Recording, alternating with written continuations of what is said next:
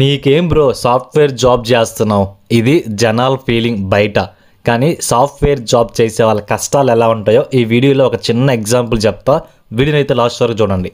Hey guys, welcome back to my channel. మీరు కానీ నా ఛానల్కి ఫస్ట్ టైం వచ్చినట్లయితే మన ఛానల్లోకి వెళ్ళి కంటెంట్ చూడండి, నచ్చితేనే సబ్స్క్రైబ్ చేసుకోండి. మోస్ట్లీ మన ఛానల్లో వ్లాగ్స్, ఫుడ్, ఇంకా సాఫ్ట్వేర్ రిలేటెడ్ వీడియోస్ అప్లోడ్ చేస్తుంటా. అండ్ ఈ వీడియోకి ఒక 1000 లైక్స్ టార్గెట్ పెట్టుకున్నా. 1000 లైక్స్ ఆశకి హద్దు ఉండాలి, సిగ్గుండాలి అనకండి. 1000 లైక్స్ అనేది మరి ఎక్కువేం కాదు కదా, చిన్న అమౌంటే. సో ప్లీజ్ లైక్ చేయండి. ఎందుకు టార్గెట్ అంటే ఈ వీడియోకి వచ్చే రెస్పాన్స్ని బట్టి నేను ఇంకా సాఫ్ట్వేర్ సంబంధించి ఏదైనా వీడియోస్ చేయాలా వద్దా అని ప్లాన్ చేసుకుంటున్నా. సో అందుకే 1000 లైక్స్ అయితే టార్గెట్ పెట్టుకున్నా. సో ప్లీజ్ లైక్ చేయండి. నేను రీసెంట్గా జాబ్ చేంజ్ అయ్యా. నా ప్రీవియస్ కంపెనీలో నాకు వర్క్ ఫ్రమ్ హోమ్ ఆప్షన్ ఉండేది. సో ప్రశాంతంగా ఇంటి దగ్గర నుంచి కూర్చొని వర్క్ చేసుకునేవాడిని. కానీ నా కొత్త కంపెనీలో ముందే చెప్పారు 3 days మ్యాండేటరీగా నువ్వు ఆఫీస్కి రావాలి వీక్లీ అని. సర్లే జీతం పెరుగుతుంది కదా అని చెప్పి కక్కుర్తిపడి ఆఫర్ అయితే యాక్సెప్ట్ చేసేసిన. ఇక్కడే నేను నా లైఫ్లో అతిపెద్ద మిస్టేక్ చేసిన. ఏంటంటే ఆఫీస్కి పోవాలంటే ఖచ్చితంగా నేను బెంగళూరుకి షిఫ్ట్ అవ్వాలి. బ్యాచులర్ అయ్యి ఉంటే 10,000 ఒక లగ్జరీ పీజీకి కట్టి మొత్తం సెట్ చేసేసి ఉంటా ఆఫీస్ దగ్గరలోనే. కానీ మనకు ఆప్షన్ లేదుగా, మనం family with 1 year small kid. So నాకు ఇంకా ఆప్షన్ లేదు, ఖచ్చితంగా ఇల్లు తీసుకోవాలి. అది కూడా 2 BHK.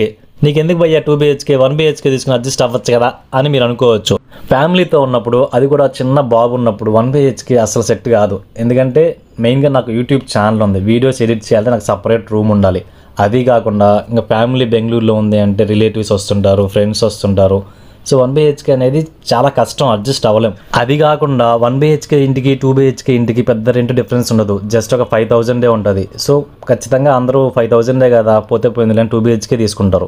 సో ఇంకా నేను 2 BHK తీసుకోవాలి. ఆఫీస్ దగ్గరలోనే ఇల్లు తీసుకుందాం, ఫ్యామిలీతో కూడా కొంచెం టైం స్పెండ్ చేసినట్టు ఉంటుంది, ప్లస్ ట్రాఫిక్ కష్టాలు కూడా తగ్గుతాయి అని చెప్పి ఆఫీస్ దగ్గరలో ఇల్లు ఎతికితే మినిమం 30,000 లేనిదే ఒక్క 2 BHK కూడా లేదు. ఇప్పుడు మీలో తెలివిగల వాళ్ళందరికీ క్వశ్చన్ రైజ్ అవుతుంది మైండ్లో. 30,000 పెట్టి రెంట్ కట్టే బదులు అదే 30,000 నువ్వు ఈఎంఐ కట్టుకొని కొత్త ఇల్లు కొనుక్కోవచ్చుగా అని. బెంగళూరులో ఇల్లు కొనడం అంత ఈజీనా? కోర్స్ చాలా ఈజీ. బ్యాంకుకి వెళ్ళి నువ్వు లోన్ కావాలని అడగగానే ఇచ్చేస్తారు. ఎందుకంటే మనకి సాఫ్ట్వేర్ జాబ్ ఉంది కానీ నెల శాలరీ కరెక్ట్గా పడుతుంది. నీకు ఎంత కావాలో చెప్పు అని చెప్పి లోన్ అడగగానే ఇచ్చేస్తారు బ్యాంక్ వాళ్ళు. కానీ ఈఎంఐ పెట్టి ఇల్లు కొనడం అనేది కొద్దిగా రిస్కీ ప్రాసెసే. అంటే మనకి వేరే ఇన్కమ్ కూడా వస్తుంటే మనం ఆ రిస్క్ తీసుకోవచ్చు. ఓన్లీ ఒక జాబ్ మీద డిపెండ్ అయ్యి ఈఎంఐలో ఇల్లు కొన్నాం అనుకోండి, రేపు పొద్దున నీకు ఆ జాబ్ ఇష్టం లేకపోయినా సరే చచ్చినట్టు జాబ్ చేయాల్సింది, ఎందుకంటే నెల ఈఎంఐ కట్టాలి కాబట్టి. సో అంత రిస్క్ అవసరం లేదు ప్రజెంట్. అందుకే నేను రెంట్కే చూసుకుంటున్నా ఇల్లు. కానీ 30,000 కాదు, కానీ అంటే ఆఫీస్కి 5 kilometers సరౌండింగ్స్లో అయితే 30,000. ఇంకొద్దిగా డిస్టెన్స్ పోతే కొద్దిగా తగ్గుతుంది. లైక్ 10 kilometers రేడియస్లోకి వెళ్తే 25,000కే ఇల్లు వస్తుంది. పోతే పోయింది ట్రాఫిక్లో ఇంకో 1/2 hour ఎక్స్ట్రా అవుతుంది అని చెప్పి నేను 10 kilometers డిస్టెన్స్లోనే ఇల్లు చూసుకుందాం అనుకుంటున్నా. లక్కీగా నాకు 20,000 రెంట్కే ఒక ఇల్లు దొరికింది 10 kilometers డిస్టెన్స్ ఆఫీస్ నుంచి. కానీ లిఫ్ట్కి, కార్ పార్కింగ్కి, పవర్ బ్యాకప్, సెక్యూరిటీ, వీటన్నిటికీ మెయింటెనెన్స్ ఇంకా 5,000 యాడ్ చేసినారు. టోటల్గా 25,000 రెంట్. ఇంకా మనకు ఫ్యామిలీ, చిన్న కిడ్ ఉన్నప్పుడు మనం మెయిన్గా సెక్యూరిటీ గురించి ఆలోచిస్తాం. ఎక్కడ పడితే అక్కడ తీసుకోలేం కదా, తక్కువకి వస్తుందని చెప్పి. సో ఈ 25,000 రెంట్ ఇల్లు అయితే ఓకే చేసిన. ఇంటి రెంట్ 25,000 పక్కన పెట్టాయి. తర్వాత ఇంటి ఖర్చులు like current bill, water bill, పాల బిల్లు, ఇంక కూరగాయలు ఏదో అన్నీ కలిపి మినిమం 15,000 నుంచి 20,000 అవుతుంది పర్ మంత్.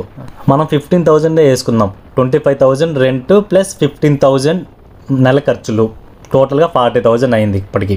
ఇంకా మన ఖర్చులు ఉంటాయి ఇక, డైలీ ఆఫీస్కి పోవాలి, బైక్ పెట్రోల్ ఎట్లా ఏదన్నా ఒక 5,000 పెట్రోల్ అవుతుంది. ఇంకా దారిలో చిల్లర ఖర్చులు, బయటికి వెళ్తే మనం ఫుడ్ బయట తింటాం మోస్ట్లీ. సో అదొక 5,000 నుంచి 10,000 అవుతుంది. సో మనం 10,000 వేద్దాం బైక్ పెట్రోల్, మన ఖర్చులు అన్నీ కలిపి. అండ్ టోటల్గా 25,000 రెంటు, 15,000 ఇంటి ఖర్చులు, 10,000 మన ఖర్చులు, పోతే ఎంత అయింది? 50,000 అయింది టోటల్ ఖర్చులు పర్ మంత్.